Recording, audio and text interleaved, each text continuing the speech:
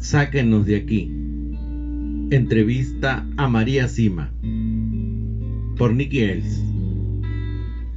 Dedicado con amor para todos aquellos que aún han de experimentar el amor de Dios.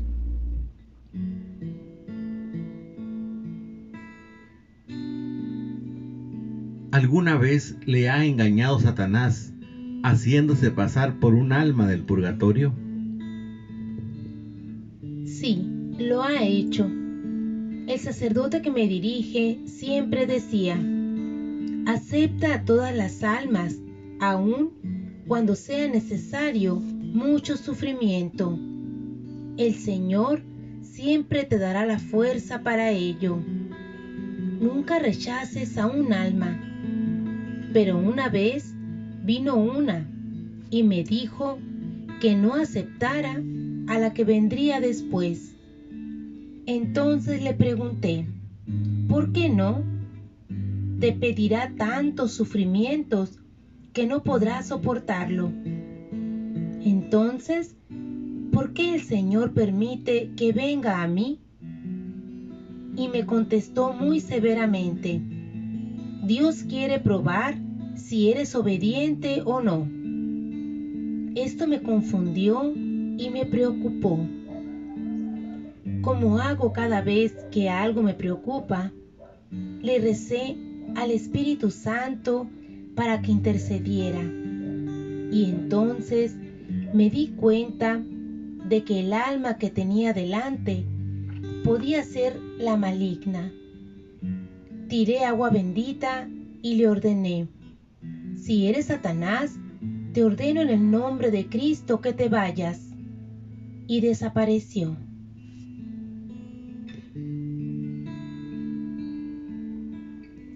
¿Se le ha aparecido en otras ocasiones disfrazado?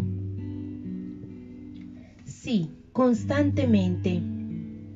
Y siempre para confundir las cosas.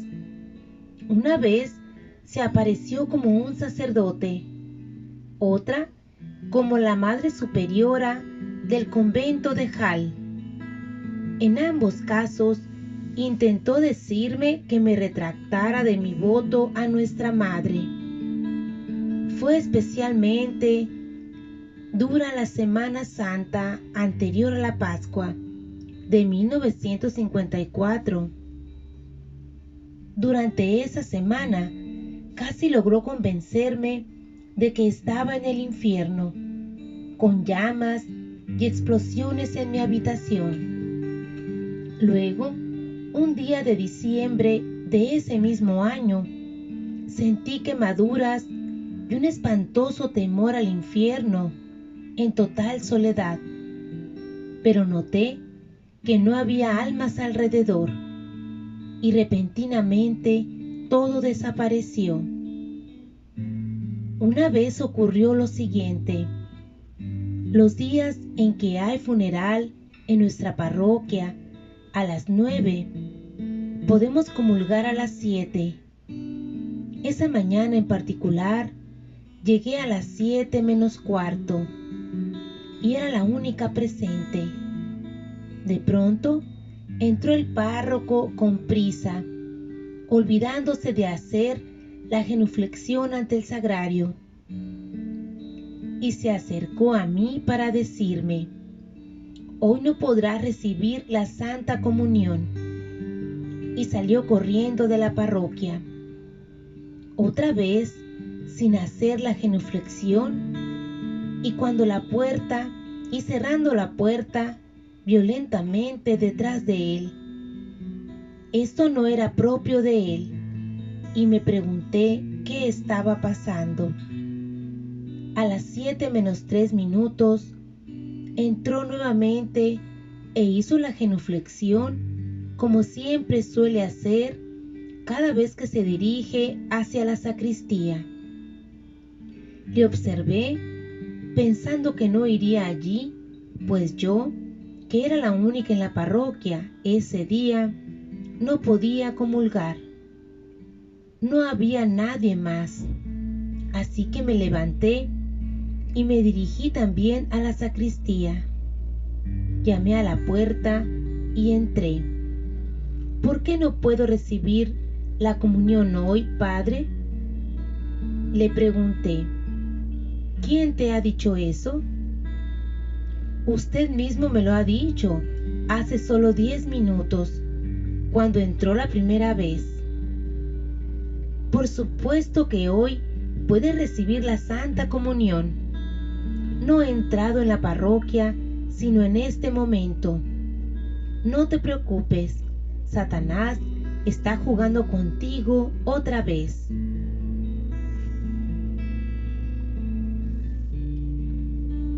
¿Y qué más puede intentar contra usted? Oh, lo que quiera. Una vez fui a impartir una serie de conferencias con 40 grados de fiebre, pero sabía que no podía habérmela contagiado en ningún lado. Simplemente no hice caso de la fiebre, y cuando la charla estaba a punto de comenzar, me sentí tan bien como siempre.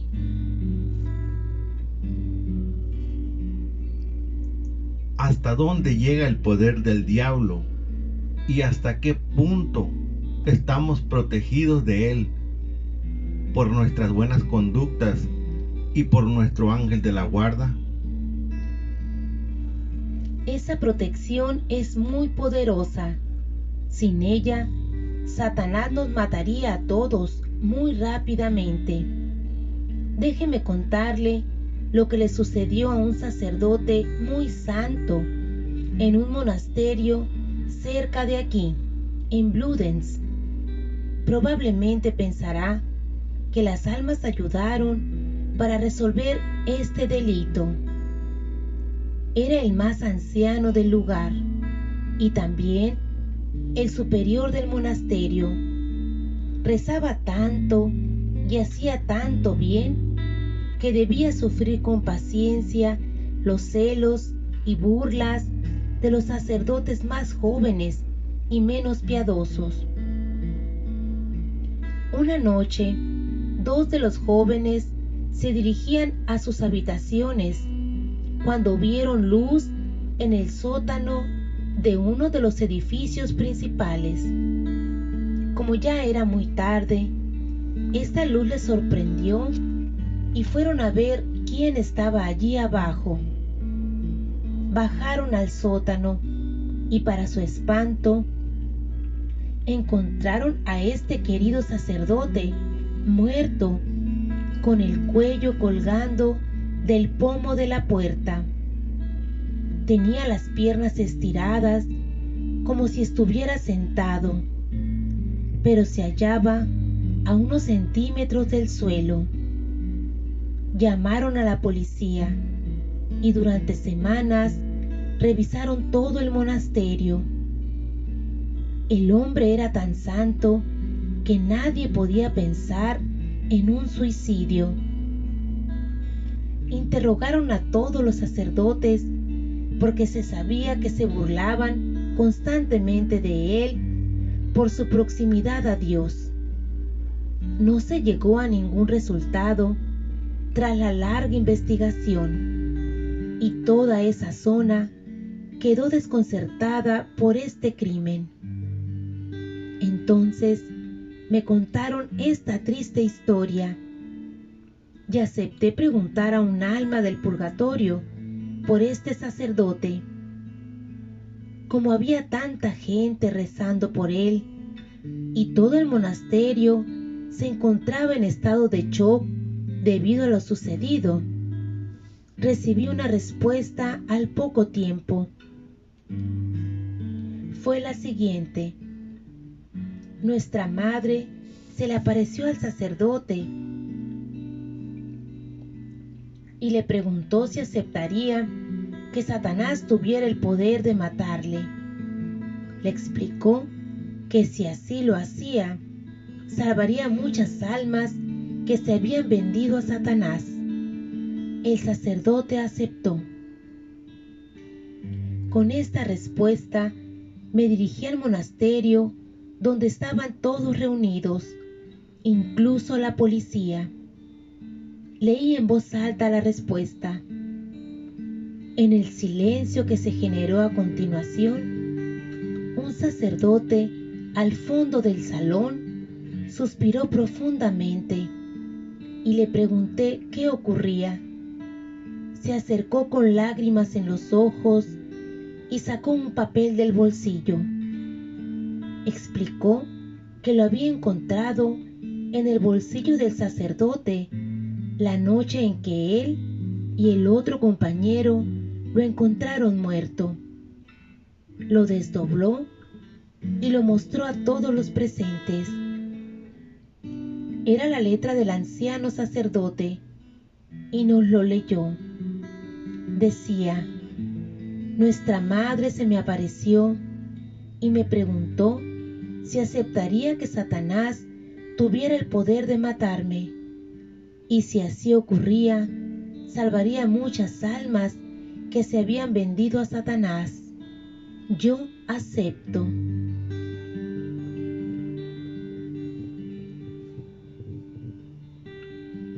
Así que entonces aceptó dar su vida por personas a las que no conocía y que se habían involucrado en prácticas de ocultismo.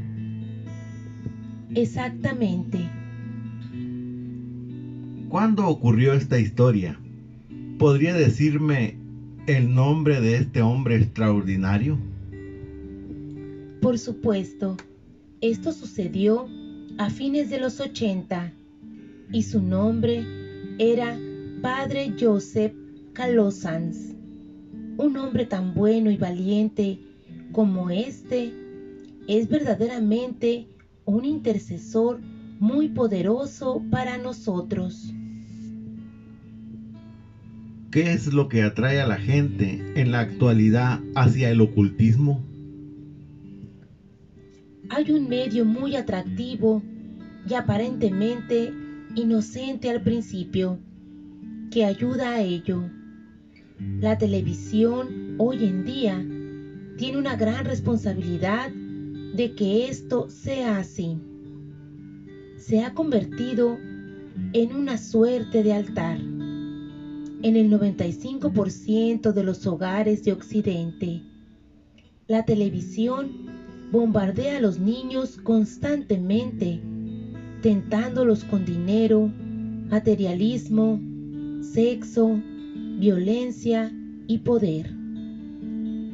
Y con frecuencia, entre estos programas, se presentan prácticas ocultas en forma de juegos y de diversión inofensiva, donde se ofrecen grandes promesas. La música actual también es un vehículo para el comienzo del proceso hacia el ocultismo. Los padres que permiten a sus hijos sentarse frente a la televisión todo el día y toda la noche, entregan de esa forma a sus hijos a Satanás rápida y eficientemente. Pero no me malinterpreten, no toda la televisión es mala, pero se vuelve mala si los padres no la controlan estrictamente. ¿Tiene usted televisión? No, no tengo. Jamás querría tenerla. Ya veo demasiadas cosas reales. Y todas las noticias importantes me llegan por medio del diario local, la radio, mis numerosos invitados o mis pocos vecinos.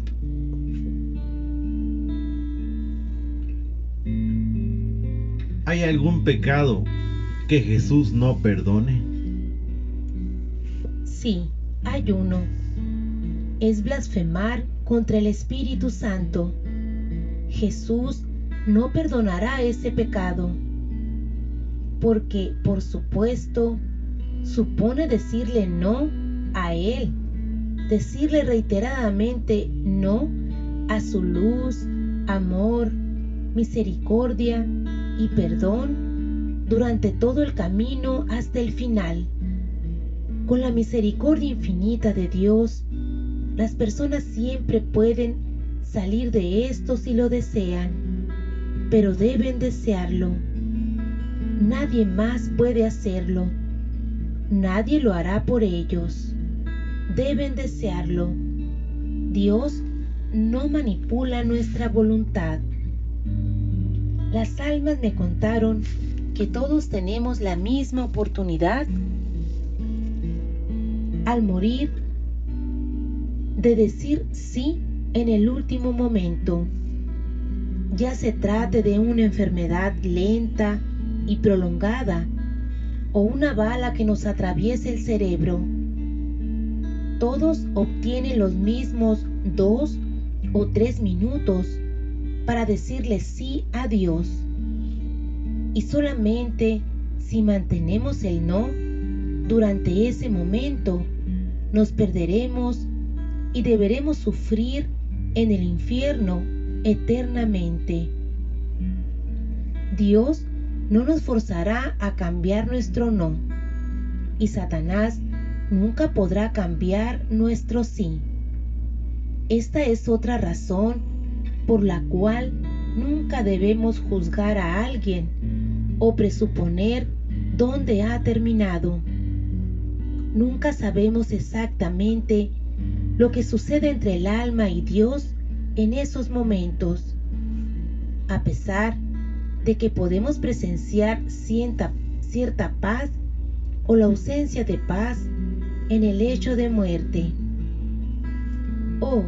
Recuerdo ahora un caso que demuestra la necesidad de esta precaución. Una vez un sacerdote abusó horriblemente de un muchacho joven. Esta horrible herida hizo que este chico huyera de todos los sacerdotes y de la iglesia. Muchos de los que estaban a su alrededor intentaron intervenir y ayudarle mientras crecía, pero fue inútil. Se mantuvo cada vez más alejado y atacaba constantemente a la iglesia y a todo lo que tuviera que ver con ella. Con el tiempo, este joven enfermó gravemente y murió insultando a la iglesia hasta el final. Un hombre bondadoso y piadoso que conocía toda la historia llevó el caso del muchacho a Teresa Newman, que también podía averiguar a dónde iban las almas. Se enteró de que el chico se había salvado, pero todavía seguía en el purgatorio. La respuesta le sorprendió a quien había preguntado por él, principalmente porque el muchacho había muerto maldiciendo a la iglesia hasta el último momento. La explicación fue la siguiente. A pesar de que Satanás había bloqueado su camino hacia la verdad, cuando era un muchacho muy sensible e influenciable, siempre había continuado buscando silenciosamente al verdadero Dios. Y debido a que siempre había conservado esta necesidad en su corazón, la misericordia de Dios lo guió hasta él. Una vez más, este ejemplo es una prueba poderosa de la misericordia de Dios y es prueba de que nunca debemos anticipar nuestras conclusiones, incluso si hubiéramos oído o visto por nosotros mismos algo que aparentemente apuntaba a otra dirección. María, ¿existe alguna forma de saber si alguien está perdido? ¿Las almas del purgatorio alguna vez dicen que una alma está perdida? No, nunca lo dicen porque solamente son conscientes de lo que está delante de ellas. Pero con respecto a la primera parte de la pregunta, sí, Uno puede llegar a esa conclusión con mucha experiencia y con mucho criterio. Si una familia sufre muchas divisiones y grandes ataques, y estamos seguros de que se debe a un alma en particular, un sacerdote exorcista autorizado tendría que realizar un exorcismo sobre esa alma, y la persona allí presente que parezca estar bajo los efectos de un ataque particularmente drástico.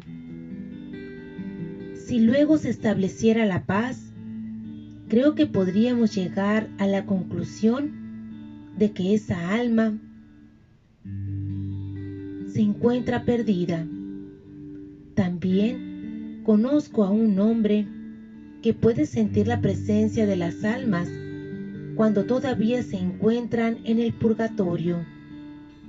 Entonces, si ese hombre nos dice que no hay allí ningún alma, y sabemos además que una familia se encuentra evidentemente bajo terribles ataques y que, como consecuencia, se ha alejado de Dios, de la iglesia y de toda oración, este hombre podría decir que el ancestro de esa familia está perdido.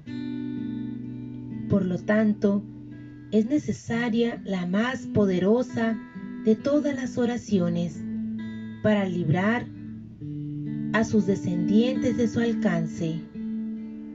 Generalmente, estas familias han vuelto a la paz y a una vida de oración una vez que se cuidan estas cosas.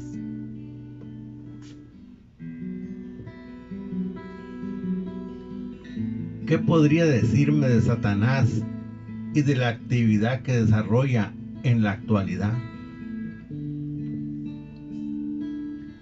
Nunca antes había sido tan fuerte y tan activo como hoy en día. ¿Y por qué piensa que esto es así? El siglo XX no puede compararse a ningún otro siglo en cuanto a apostasía, asesinatos, codicia por dinero y poder, odio, falta de misericordia y de oración. Ha sido su siglo. El que haya estado tan activo se debe también a que Satanás sabe que un gran evento está por ocurrir y que servirá para la conversión de la humanidad. Sabe que su juego pronto se debilitará notablemente, y él siempre da su grito más fuerte antes de ser derrotado. Dígame, ¿cómo puede estar Dios? ¿Cómo podemos estar nosotros felices en el cielo mientras que hay almas de nuestros seres queridos y amados también por Dios que ya se encuentran perdidas en el infierno para siempre? En el cielo todo, pero todo, se concentra en Dios, y tales cosas simplemente no se encuentran cerca de nosotros. En el cielo todo es felicidad pura, pura alabanza y belleza pura. No hay nada más que eso, y tales angustias, preocupaciones o pérdidas no tienen lugar. La presencia de Dios es tan poderosa en el cielo que todo lo demás se queda atrás del todo. Cuando las almas se pierden, ¿qué sucede con sus ángeles custodios? En el caso de los ángeles custodios, al igual que los ángeles de las almas del purgatorio, regresan al cielo y solo reciben una vez una tarea semejante de Dios.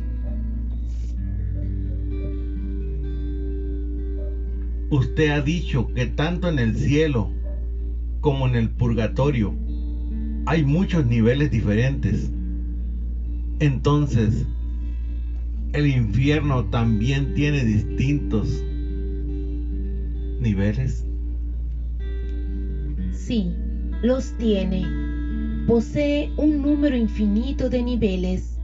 El peor es el más profundo. María, usted debe resultarle insoportable a Satanás. ¿Es así? Supongo que es así. Me encuentro bajo sus ataques constantemente. Lo peor que me sucedió fue perder la casa de mi familia, de 400 años de antigüedad. La destruyó un incendio el 10 de junio de 1986. Una obra de Satanás, sin lugar a dudas. Ocurrió de la siguiente manera. Yo me encontraba abajo a las 12:30 porque me habían traído la comida para las gallinas. Escuché pasos en el piso de arriba y alguien que saltaba. En el momento en que llegué, ya todo estaba en llamas. Los bomberos simplemente no pudieron detener el fuego. Las paredes no se consumieron, pero todo lo demás desapareció. Solo una habitación no se quemó, y al entrar en ella, vi que las mejores cosas que había allí, mantelería y cosas de ese tipo, habían desaparecido también, robadas. La policía no creyó necesario intentar recuperarlas, y las almas del purgatorio me dijeron que no me preocupara, que todo iba a ser reemplazado. Y exactamente eso es lo que ocurrió. Mis parientes y amigos hicieron una colecta tras el incendio y construyeron esta casa para mí. Todo lo que se encuentran aquí me lo regalaron. A otra señora en Italia, que también ve a las almas, le pasó exactamente lo mismo, con las mismas pérdidas y las mismas promesas y resultados. Solo después me di cuenta de que me habían advertido de ello ciertas personas que me habían dicho que mi casa se quemaría. Y por otro lado, un alma también me había predicho que el incendio no sería culpa mía, pero creo que todavía no estaba preparada para escuchar eso y no me había tomado en serio las advertencias. Satanás está muy frustrado conmigo.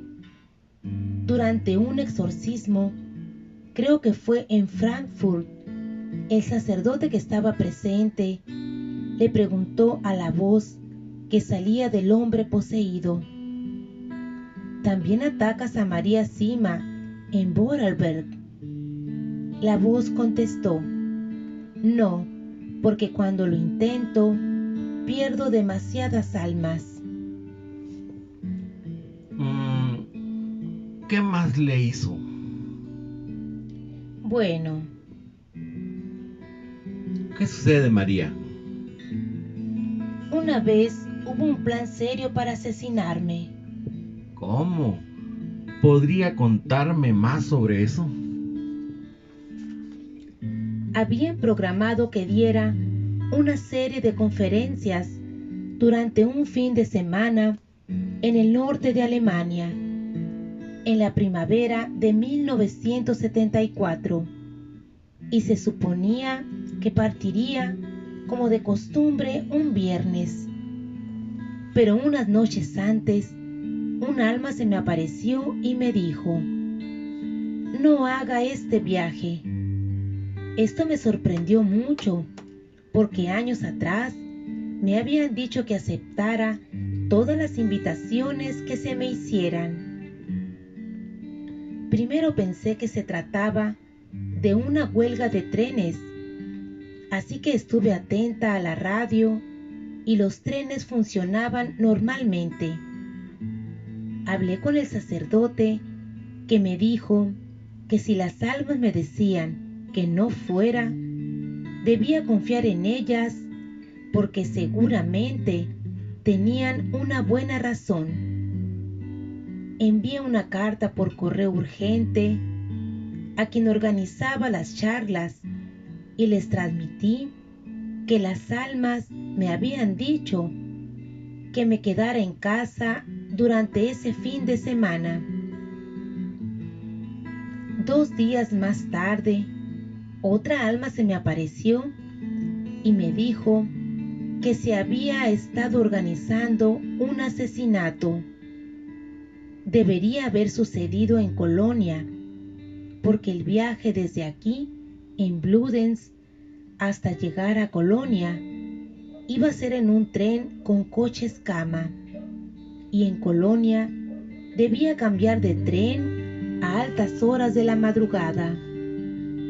Recordé por viajes anteriores que en aquella estación hay pasillos largos y oscuros que hubiera tenido que recorrer y que siempre consideré peligrosos. También había enviado con anticipación una carta a los organizadores informándoles en qué tren y a qué hora podían esperarme. La carta, sin embargo, nunca les llegó y cayó en manos equivocadas. El día que debería haber tenido mi primera charla, vino un alma y me dijo que habían sido 3 los involucrados en este plan y que se habían enterado del motivo por el cual no había viajado. Verá, las charlas no se cancelaron, simplemente me reemplazaron por cassettes para que la gente no quedara tan desilusionada. Por lo tanto, todo transcurrió como se había planeado anteriormente, y las 3 personas que planeaban atentar contra mi vida asistieron de todas formas a la conferencia como oyentes, y debido a esto, 2 de ellos se convirtieron. También descubrí que habían logrado llevar a cabo asesinatos anteriores que nunca se resolvieron. ¿No son geniales las almas? Salvaron una vida y convirtieron a 2 personas perdidas sin haber nombrado, juzgado o acusado jamás a alguien de algo. Ese es nuestro deber cristiano.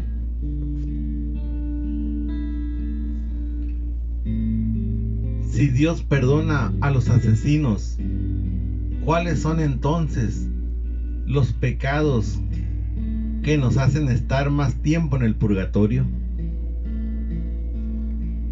Todos los pecados pueden ser perdonados, excepto blasfemar contra el Espíritu Santo. Pero los pecados que nos retienen un mayor tiempo sufriendo en el purgatorio son los pecados contra el amor, la hostilidad, la dureza de corazón y el divorcio. También la ausencia de una fe activa, cuando uno simplemente no desea creer y actúa en contra. Y la inmoralidad en el pasado, la falta de fe, era lo que requería más sufrimiento en el purgatorio, pero en la actualidad es la inmoralidad. Cuando una casa está, por decirlo así, embrujada, ¿Cómo sabemos si se trata de las almas del purgatorio o de algo demoníaco? Sí se puede verificar que de alguna forma el hecho está relacionado con alguien que vivió allí anteriormente. Se trata de un alma del purgatorio pidiendo oraciones. Sin embargo, si es algo realmente malo, violento, oscuro o incluso de mal olor, debe hacerse un exorcismo a ese lugar o en ese lugar. En ambos casos, debe llevarse agua bendita para espantar a cualquier demonio. Si el fenómeno aún continúa, se trata seguramente de un alma del purgatorio que necesita una misa, oraciones y buenas obras para avanzar en su camino.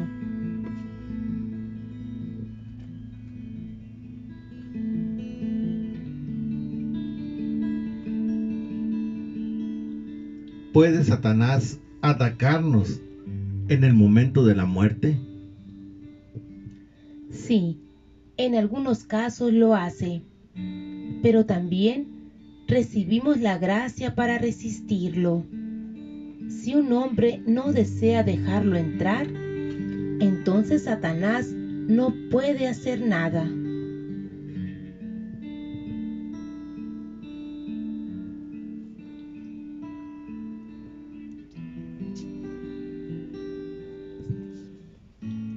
¿Es entonces un pecado la desesperanza?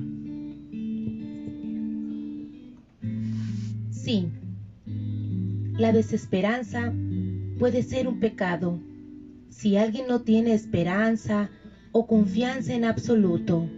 Verá, Dios siempre desea darnos esperanza, pero aceptarla queda de nuestra parte.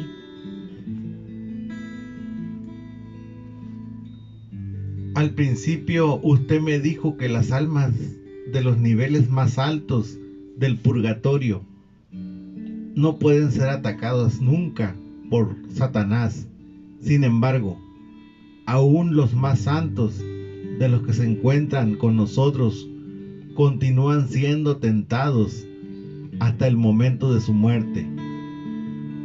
¿Puede explicarme esto con más detalle? Una vez que la luz borra las manchas del pecado en las almas que se encuentran en el purgatorio, debido a su sufrimiento y a nuestras buenas obras por ellas, las tinieblas no pueden volver nunca más.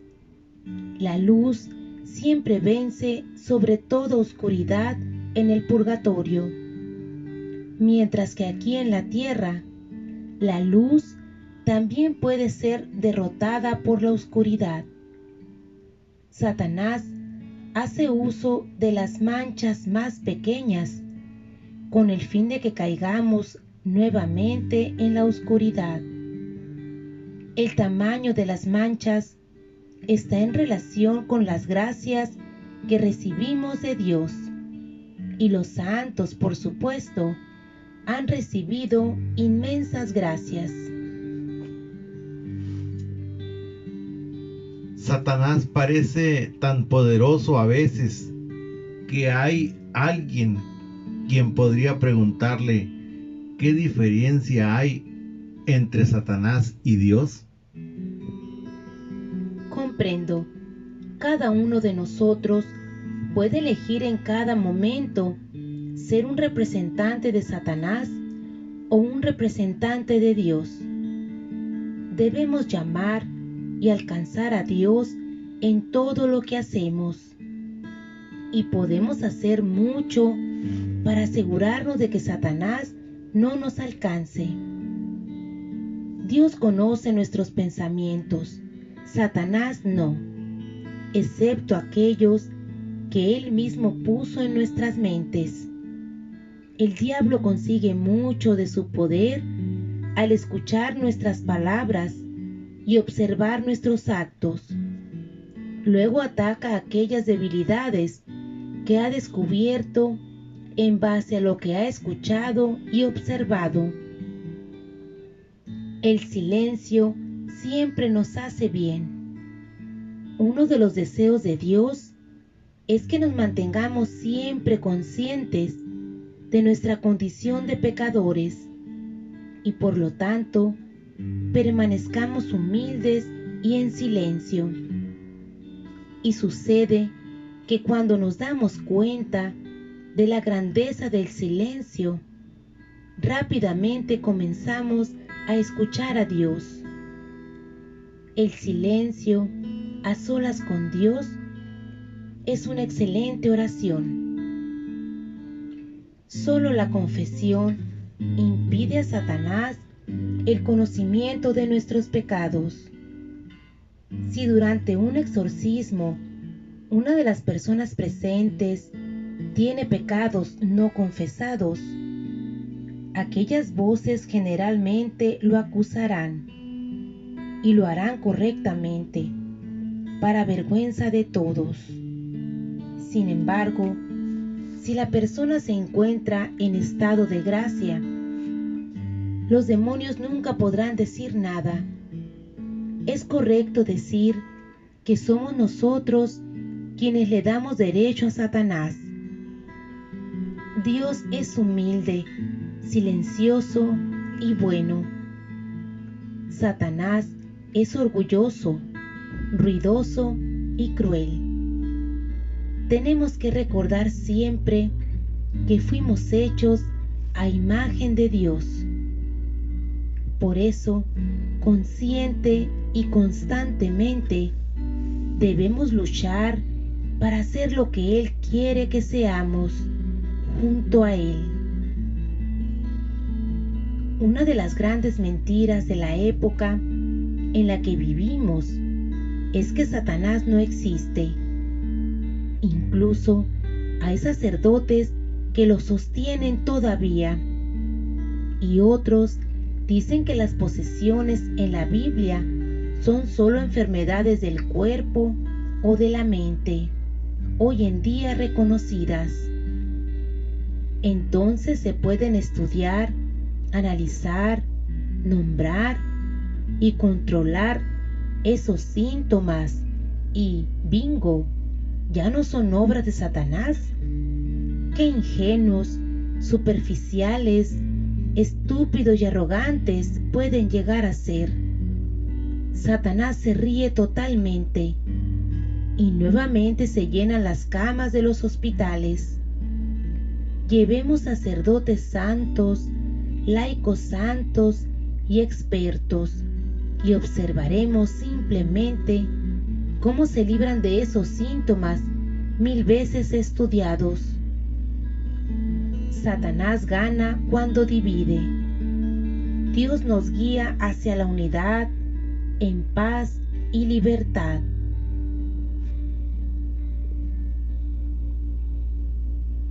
María, ¿cuáles son las principales vías de entrada de Satanás en la sociedad occidental que pueden ser prácticamente desconocidas para muchos? Satanás se encuentra en todas partes hoy en día, en la iglesia, en el derecho, en la medicina, en la ciencia, en los medios de comunicación y en el arte. Pero existe un lugar desde el que maneja la mayor parte del show: los bancos. Es la codicia de esta sociedad occidental lo que lo ha permitido, y el único lo suficientemente poderoso para parar esto es Dios. Anteriormente me dijo que los animales también necesitan de nuestra oración. ¿Hay algún animal al que Satanás odie más que a otros?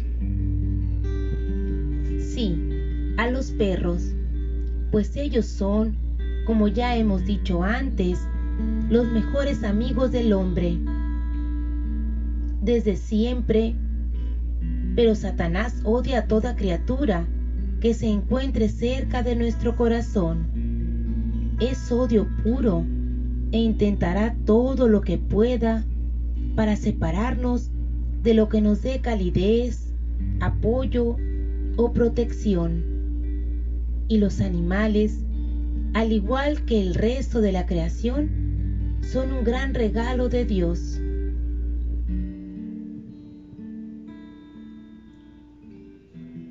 Si Satanás odia tanto que recemos, ¿cómo intenta que nos apartemos de la oración? Para mantenernos alejados de la oración, utiliza nuestro orgullo.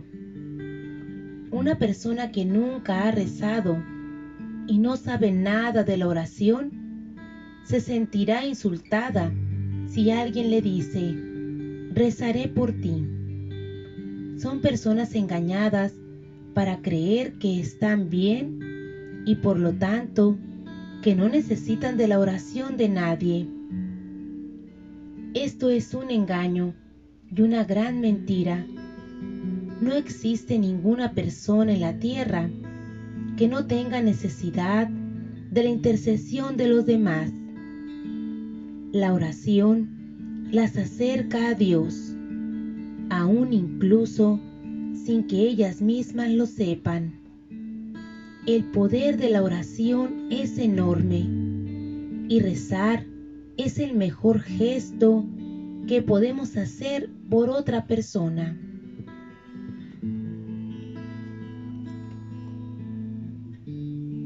Estamos los dos cansados, María.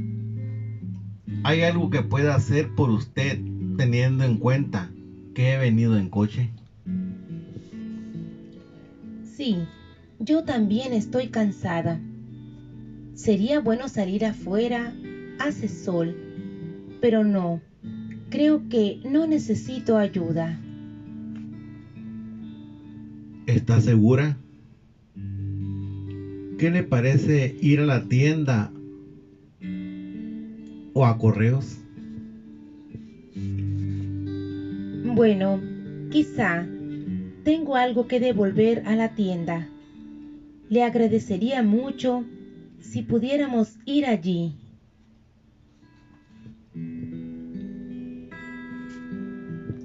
Por supuesto. Y yo dejaré todo esto por aquí hasta que continuemos mañana.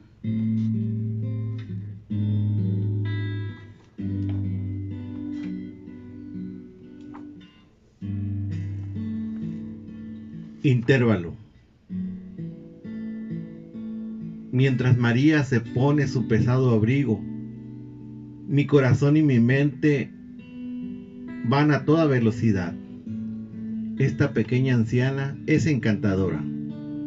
Es muy humilde, pero habla con una claridad que no puede enturbiarse. Sufre en silencio. Sin embargo, en su interior siempre mantiene la alegría y el buen humor. Se agarra de mi brazo y descendemos los empinados escalones. Una vez dentro del coche, María resulta tan pequeña que apenas puede ver por encima del salpicadero.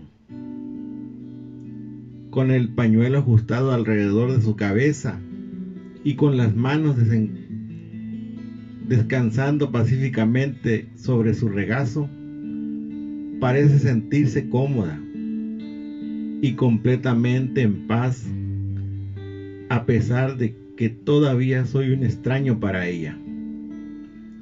Vamos camino abajo, pasamos la iglesia y seguimos bajando por la calle principal. La tienda se encuentra unos cientos metros más allá. Mientras caminamos por el parking, me siento un poco torpe, pero no puedo resistir observar todos sus pasos, por si habla con alguien a quien yo no pueda ver. aparentemente no es así. Aunque tiene muchos años de práctica para disimular ese tipo de visitas, al igual que lo hizo con aquella religiosa, caminamos en silencio con los lugareños de la tienda. Su dialecto particular, Deborah Beringer, se acentúa una vez más. Nadie la trata de forma diferente. Por lo tanto, sí tiene razón en lo que cuenta. Entonces es que está con la cabeza en su sitio. En ningún modo parece afectada o forzada histéricamente o desconfiada, con pretensiones de querer controlarlo todo o con aires de superioridad moral. No pide nada y da su vida entera. Hasta ahora, mi cariño y respeto por ella no dejan espacio para dudar su completa autenticidad, honestidad y sinceridad. No creo haber estado nunca antes con una encamación más pura de las virtudes cristianas.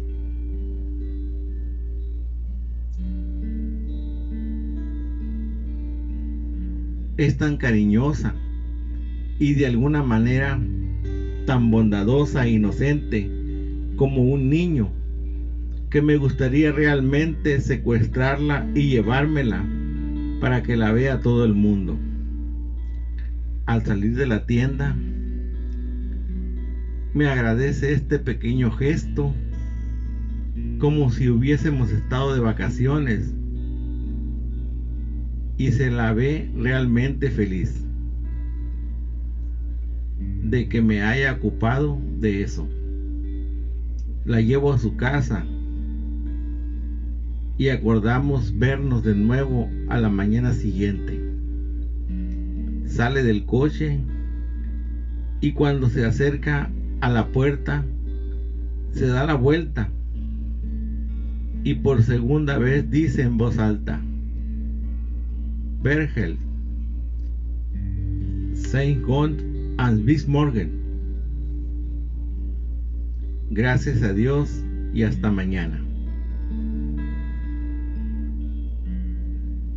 Nos reunimos nuevamente a las 9:30 horas de la mañana siguiente.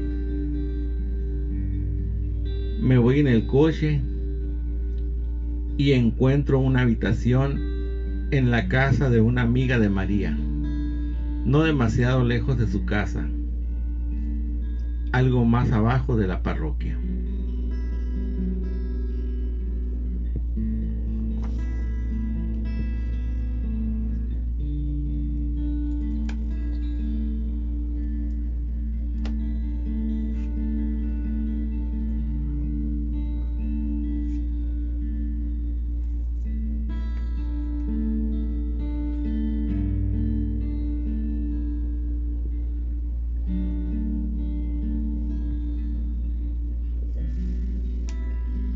(22) La enfermedad.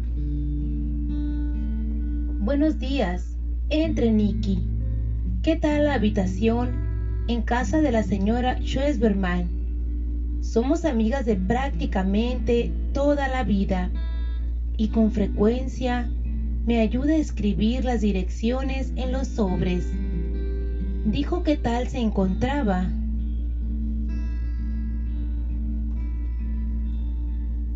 La habitación es estupenda, María. Mucho más cómoda que la de un buen hotel. Gracias. Ha sido una buena idea alojarme allí. Dijo que se encontraba bien, pero que tenía que tener cuidado, pues su corazón no es tan fuerte como antes. Me pareció que estaba feliz. Continuemos hablando de debilidades físicas o de discapacidades. le ha visitado algún alma de las que sabía, y ellas también que hubieran tenido alguna discapacidad durante su vida? Sí, muchas. Cuando se me aparecieron, estaban totalmente curadas. Desaparecen las sillas de ruedas, desaparecen las deformaciones y las cicatrices. Una vez, sin embargo, un alma se me apareció con un gran bocio, pero esto solo ocurrió para que su familia me creyera cuando les contara que su pariente se me había aparecido con determinadas instrucciones para ellos. Me preguntaron qué aspecto tenía, y cuando les mencioné lo del bocio, me creyeron y me escucharon. Ahora recuerdo un alma que había sido muda durante su vida y que, por supuesto, habló perfectamente cuando se me apareció.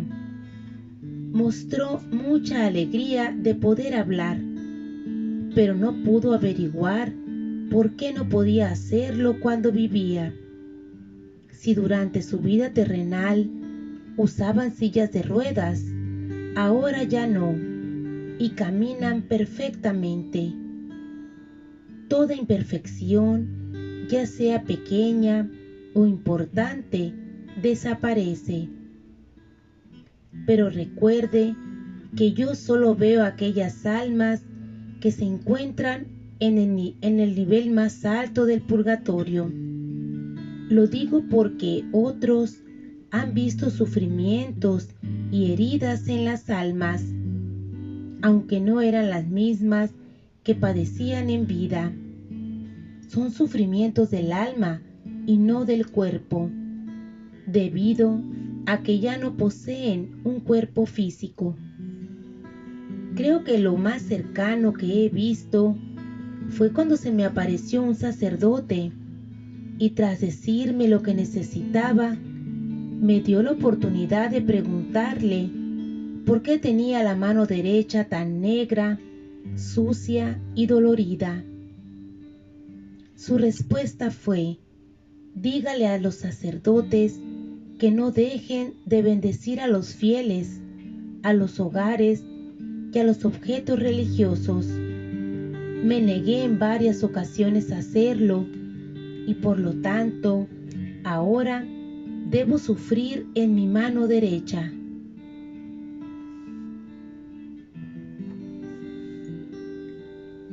¿Es el SIDA un castigo de Dios? Sí, lo es, pero prefiero llamarlo reparación, y es por la inmoralidad de los hombres. Si esto escandaliza a alguien, diciendo que Dios entonces no es un Dios de amor, hay que afirmar que el castigo y la reparación son también por amor. Y en cuanto a los inocentes, que ahora también sufren el SIDA, se debe a una reparación mayor y necesaria. La misericordia de Dios es infinita, pero su justicia también es total. Les digo que si supiéramos de su justicia ahora, como lo sabremos en el cielo, muchos de nosotros moriríamos bajo el peso de nuestros pecados.